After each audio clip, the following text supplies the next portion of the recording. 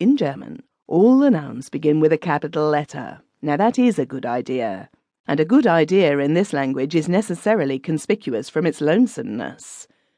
I consider this capitalizing of nouns a good idea, because by reason of it you are almost always able to tell a noun the minute you see it.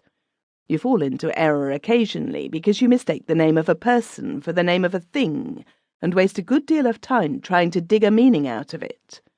German names almost always do mean something, and this helps to deceive the student.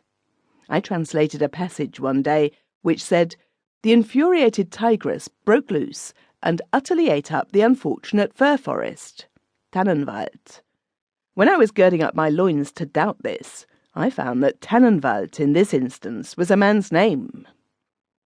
Every noun has a gender, and there is no sense or system in the distribution, so the gender of each must be learned separately and by heart.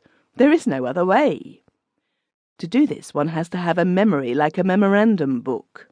In Germany, a young lady has no sex, while a turnip has. Think what overwrought reverence that shows for the turnip, and what callous disrespect for the girl. See how it looks in print. I translate this from a conversation in one of the best of the German Sunday school books. Gretchen. Wilhelm? Where is the turnip? Wilhelm. She has gone to the kitchen. Gretchen. Where is the accomplished and beautiful English maiden? Wilhelm. It has gone to the opera. To continue with the German genders, a tree is male, its buds are female, its leaves are neuter. Horses are sexless, dogs are male, cats are female, tomcats included, of course.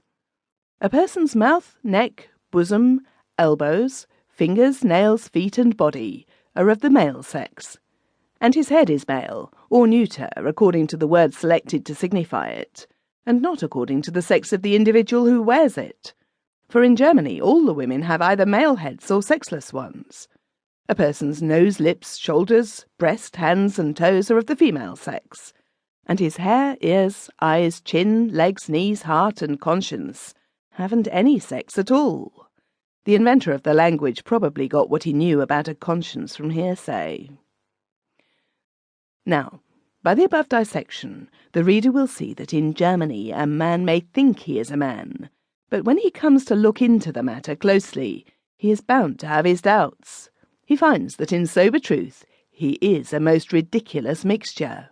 And if he ends by trying to comfort himself with the thought that he can at least depend on a third of this mess as being manly and masculine, the humiliating second thought will quickly remind him that in this respect he is no better off than any woman or cow in the land. In the German, it is true that by some oversight of the inventor of the language, a woman is a female, but a wife, Weib, is not, which is unfortunate. A wife here has no sex.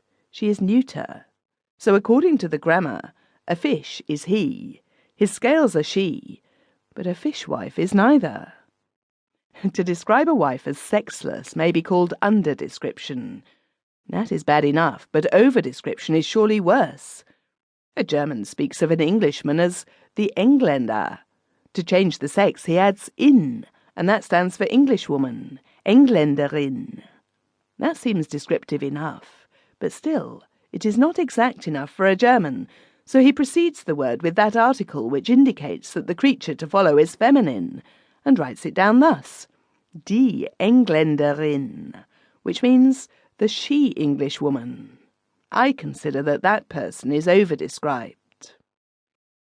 Well, after the student has learned the sex of a great number of nouns, he is still in a difficulty, because he finds it impossible to persuade his tongue to refer to things as he and she and him and her, which it has always been accustomed to refer to as it. When he even frames a German sentence in his mind, with the hims and hers in the right places, and then works up his courage to the utterance point, it is no use. The moment he begins to speak, his tongue flies the track, and all those laboured males and females come out as its. And even when he's reading German to himself, he always calls those things it. whereas he ought to read in this way. To keep listening to this audiobook, I've left you a link in the description so you can do it, at no cost thanks to Audible's 30-day free trial.